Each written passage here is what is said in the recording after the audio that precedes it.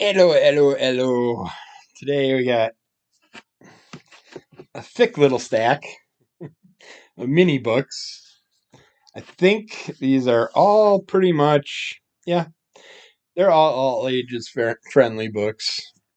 Great for kids, young adults, families that just want to have stuff to read for bedtime stories or whatever. Just all kinds of fun goodness. We're going to start out. We got a stack of the DC Super Pets I picked all these up because I got a great deal on them. And oh, this one even has a price sticker on it. I don't like that. Like big and still, they all got stickers on them. I got them. I got them for half that price. But these are DC Super Pet books.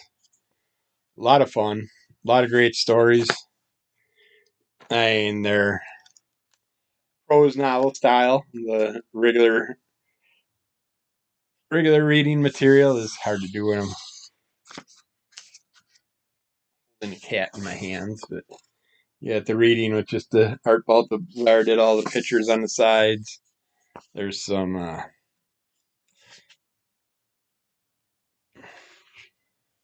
they give you a little character synopsis and stuff in the beginning for the main characters. You get that stuff.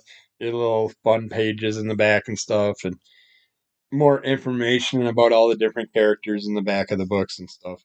Lots of great things, but it's basically, you don't know if these are all done by different writers, I assume, but all illustrated by Art Baltazar. This first one is written by Sarah Nines. No, it's got to be Sarah Hines. Sarah Hines Steffens. And this is Backyard Bowwow. In this adventure, when Bizarro Crypto crash lands on Earth, he can't believe his eyes. Humans own dogs as pets on his planet. Humans own dogs as pets. On his planet, everything is the exact opposite. Canines rule the world. Before returning home, he promises to make things right, or maybe wrong. But yeah, he's noticing everything's backwards. On his planet, humans are the pets, unlike the dogs. The humans are laying on the carpet and serving their masters. Cats chase dogs instead of dogs chasing cats. Everything's backwards on his planet. And then we got Barnyard Brainwash with our bat cow. In this adventure on a farm outside Gotham City, the cows have gone mad and the roosters are cock-a-doodle cuckoo. Only one. I better make sure that doesn't affect my. I didn't realize. Oh, we'll see what happens here. Hopefully, it won't screw up the volume and everything. And we got everything in the beginning. I had my headphone plugged in and I had the volume cranked up. So hopefully, this will help if there was any problems. But in this adventure on a farm outside Gotham City, the cows have gone mad and the roosters are cock-a-doodle cuckoo. Only one crazy kitten could have brainwashed this barnyard, the evil Mad Catter. If the bat cow can't stop the loony goon, this farm frenzy will quickly become utter madness. This one was written by John Sazaklis. This one kind of confused me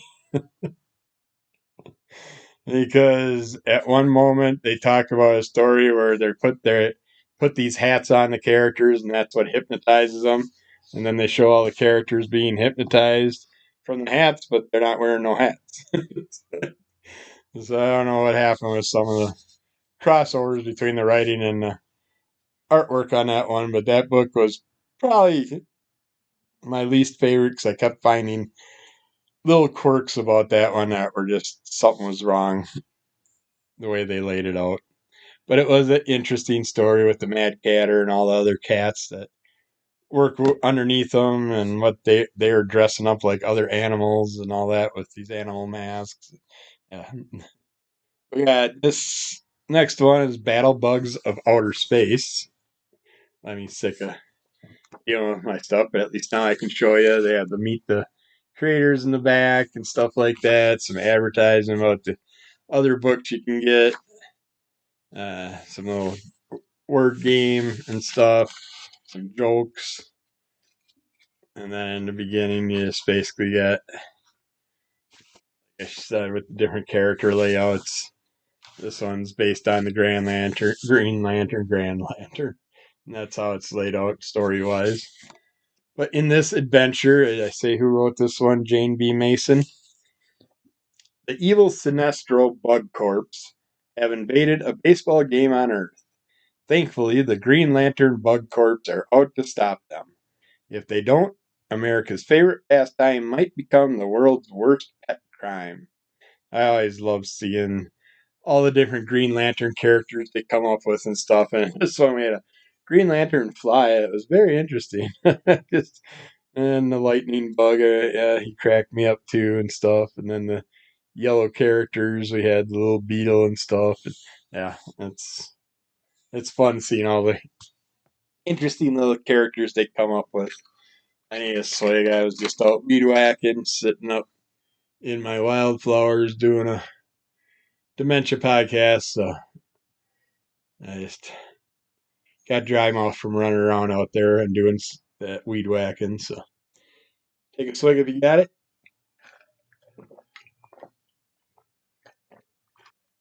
Oh, doesn't matter what you drink.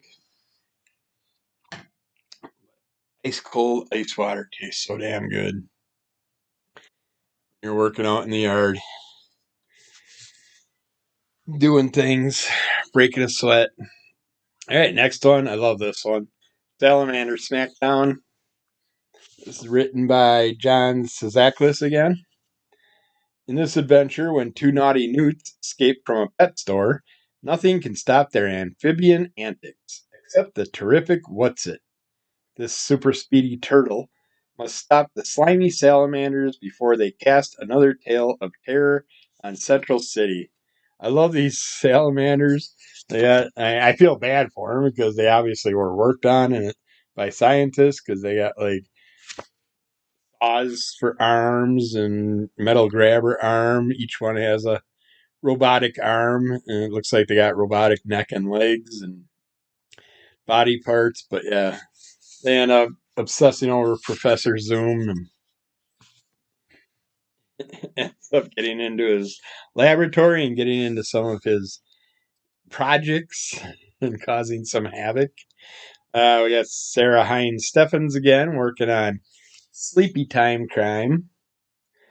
In this adventure, when Streaky won't wake up from his cat nap, his friend Super Turtle discovers something shell shocking. The Super Cat's kibbles are filled with an evil ingredient, and Ignatius Iguana is to blame. Can Super Turtle nab this vile reptile before it's too late? Or will Streaky be forever sleepy? It's like, so far we got the Superman style turtle and a Flash style turtle. And then we got Streaky. That's Superman's cat too, isn't it? And Superman also has a dog, Crypto. And I mean, how many? Shouldn't they all have one pet? I don't understand why. I mean, that's confusing as hell to me. Superman's so super, he has to have like 50 different pets. I don't know. Just, yeah, because he's got Streaky, he's got Dog, he's got Turtle. Huh. I think that's kind of strange that he's the one character that has multiple pets, other than Harley's got two uh, hyenas, but they come as one pair. All right, we got Starro and the Space Dolphins. This one is written and illustrated by Art Baltazar. That's interesting because this was one of my favorite books. I would say this was probably my favorite book, but yeah, all about it. But I loved this one. How they did the Starro character, and you always wonder what they're going to do with the Starro character. But in this adventure, when Lobo's beloved space dolphins go missing, So Lobo's got space. Yeah, the space dolphins he hangs out with, but then he's just his pet is the dog. Uh, Dog and Big Ted team up. Soon they discover that the evil Starros have attached themselves to the poor porpoises and control them with their powers. If the super pets can't help, these brainwashed bottlenoses will become a whale of a problem. Yeah, the Starros are just making them.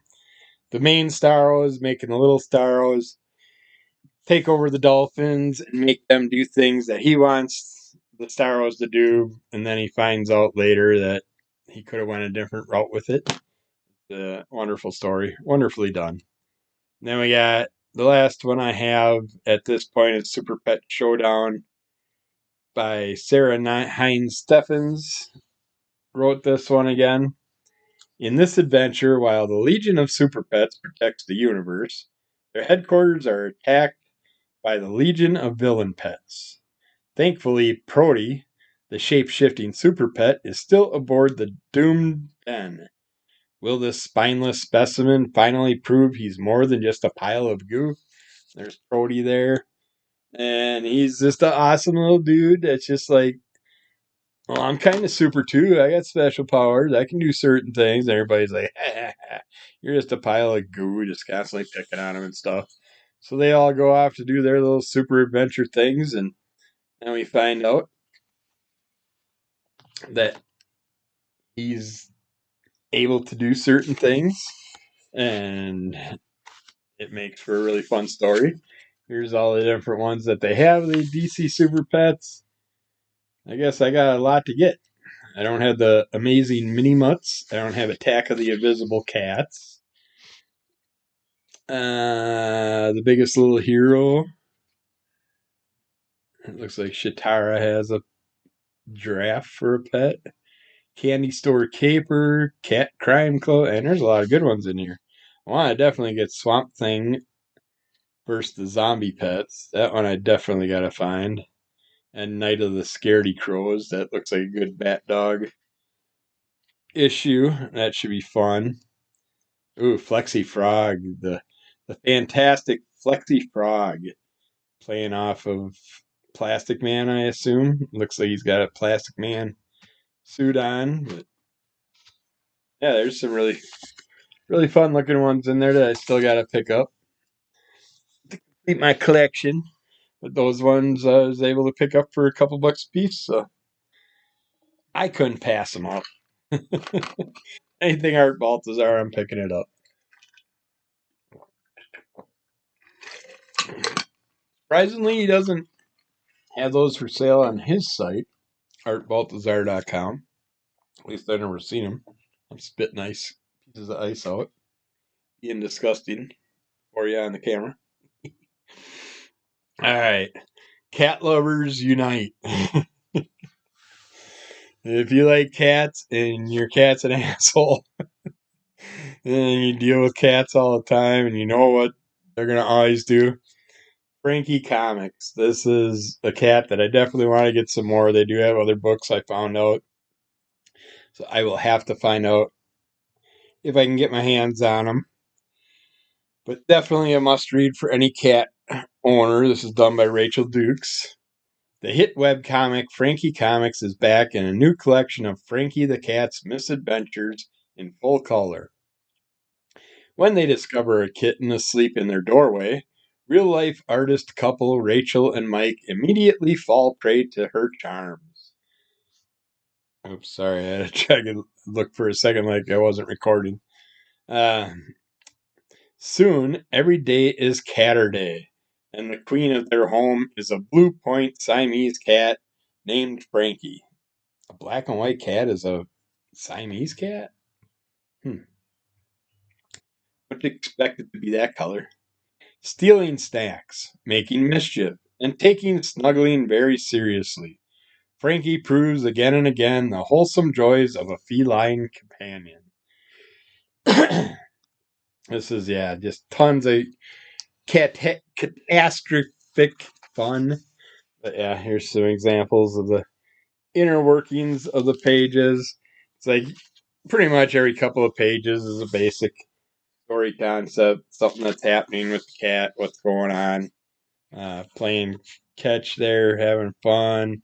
You're attacking a string that's coming out of a book and stuff. Just knocking stuff off shelves, causing all kinds of issues. But Frankie is definitely cute. I love the way they designed this character. Uh, the eyes tell everything when you're doing a cat story, and they do an excellent job the way they drew the cat throughout this book. But it's done by Oni Press, and I definitely want to find more Frankie items in the future. Check out Frankie Comics. Then we got Disney, Ralph Breaks the Internet. Main reason I picked this up is because it's one of those the book where you can it's like a game. You pick where you want to go and you follow it along. But damn it, what the hell you call those? Select your story adventure. Yeah. This is juvenile fiction, comics and graphic novels. Let's go to the internet. Video game heroes Wreck-It Ralph and BFF Vanellope von Schweetz are about to embark on a journey through the internet with you in the lead.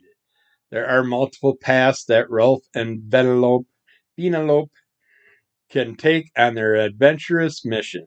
As you make choices for them, you and they will find how distracting the internet can be when you encounter tweeting birds, pop up ads, cookies, pirates, and more. You'll also help Fix It Felix Jr. with a little problem back at Litwax Arcade. And finally, you will tag along with Vanellope, I don't know, I think it's Vanellope, or Vanellope. Vanellope, I think it is. When she gets advice from the Oh My Disney Princesses she meets in the when she gets advice from the Oh My Disney Princesses she meets in the internet. Ready? Click start. A select your story adventure. Yeah, it's wonderfully done. Lots of pages of things going on throughout it, so it's not like it's a quick read. Easily go through, do all the different routes, and you got all the little choices on the bottom there. And they give you a good variety of pages to jump to, and they split pages nicely so you can follow one story on one side, one on the other, or whatever, to make room for all the different things. And this is great. I read through it two different ways so far, which is good because I wouldn't have really got to see Felix if I went the second way route. I got more of the Felix character the second time around, and it just they do a good job about giving you options to choose from. And whereas a lot of those select your adventure uh, books are basically two choices. Whenever they have a choice, and then you pick usually. Whereas this one gives you, I've seen it's anywhere from one set of choices to four choices I've seen throughout there, and then being that certain choices send you down different character paths and stuff. It's nice. I mean, you can start out right off in the beginning, skipping a huge chunk of Ralph's story and going right into Vanellope's storyline.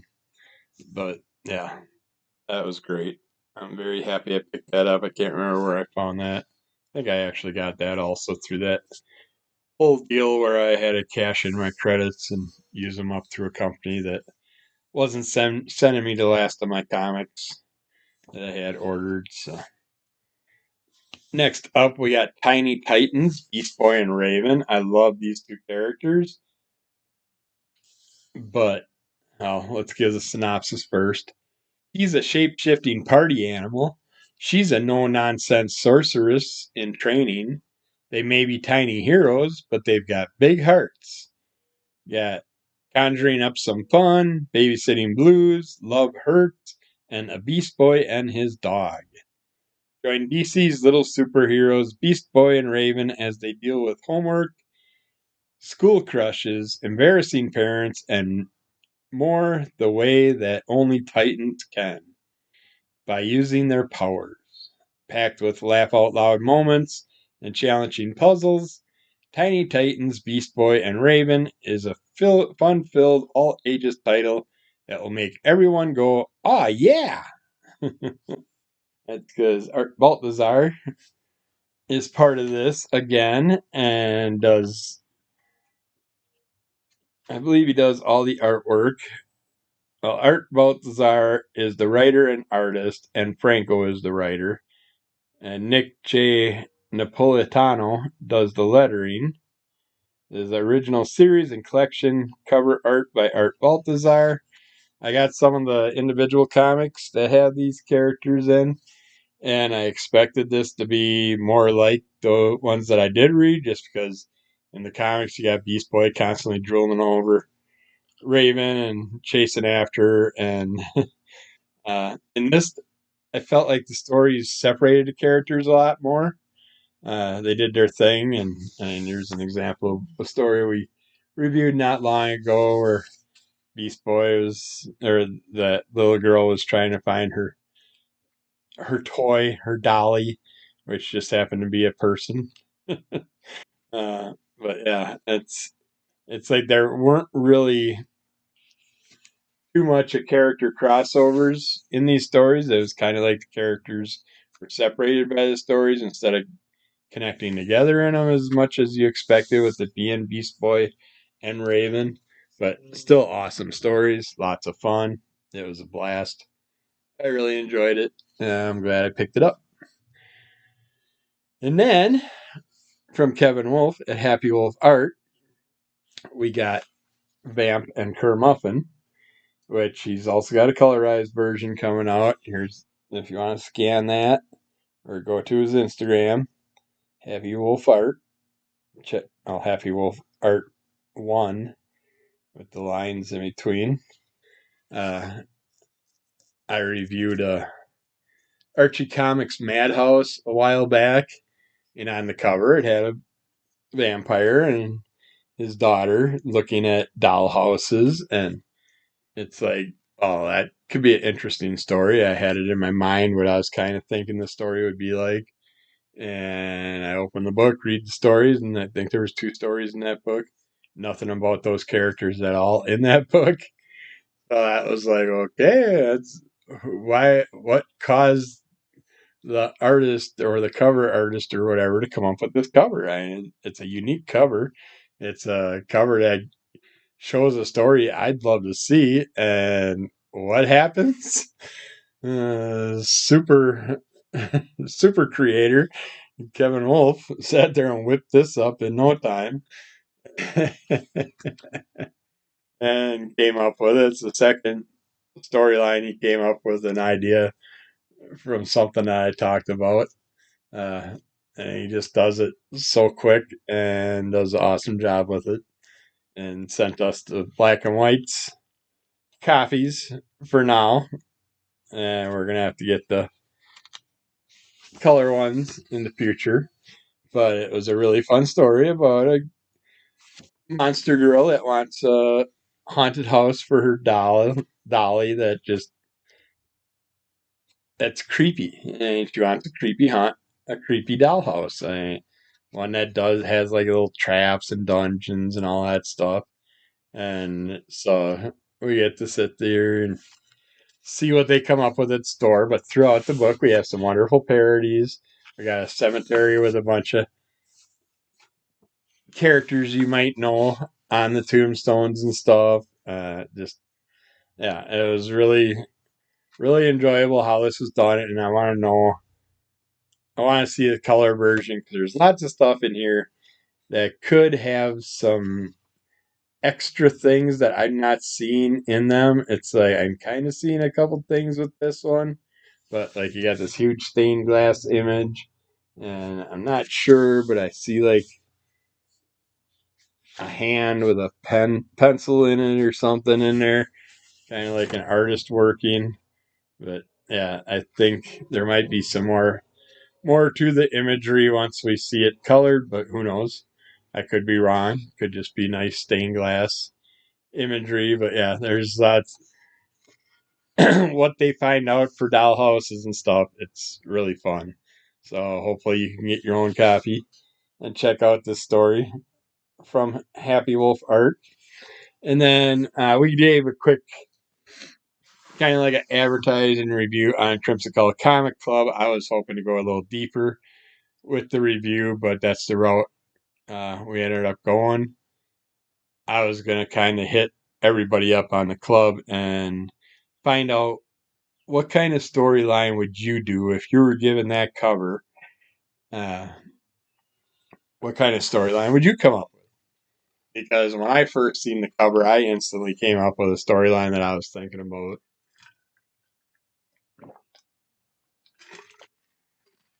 And in mine, I was thinking the girl would get herself a creepy little dollhouse or design her own creepy style dollhouse with her vampire father. And then she, being a monster type character, she'd have some special ability where she could take normal kids that picked on her or whatever, or people or whatever, whoever she wanted to, animals, whatever, and she could shrink them down and turn them into toy characters that would forever be part of her dollhouse.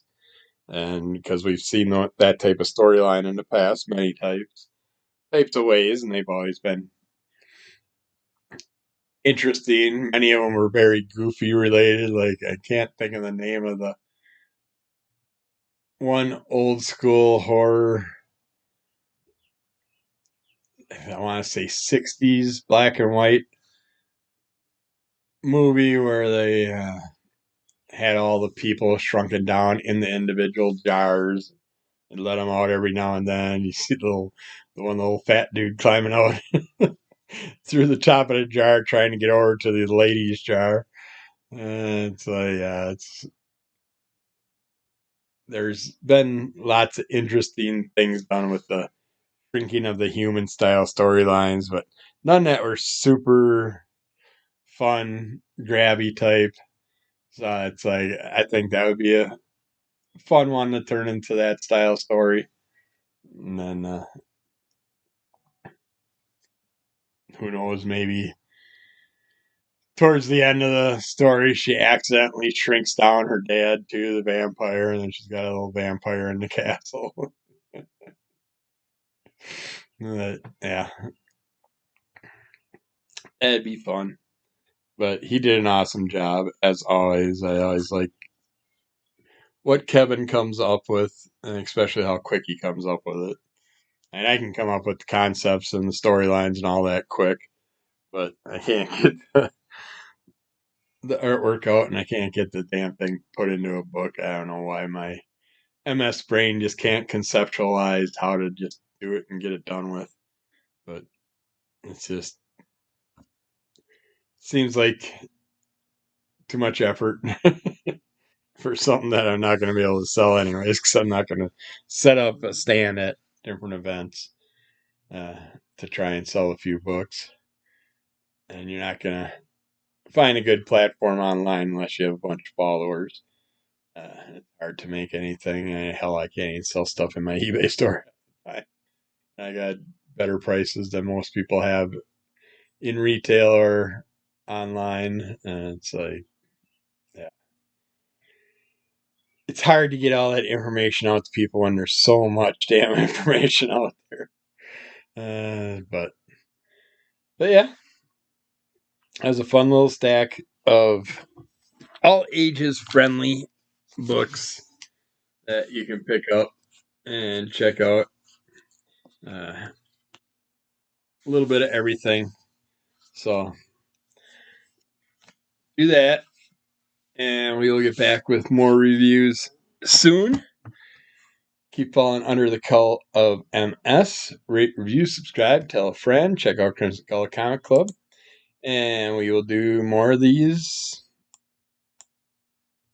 very soon. But we got a lot of stuff coming out right now.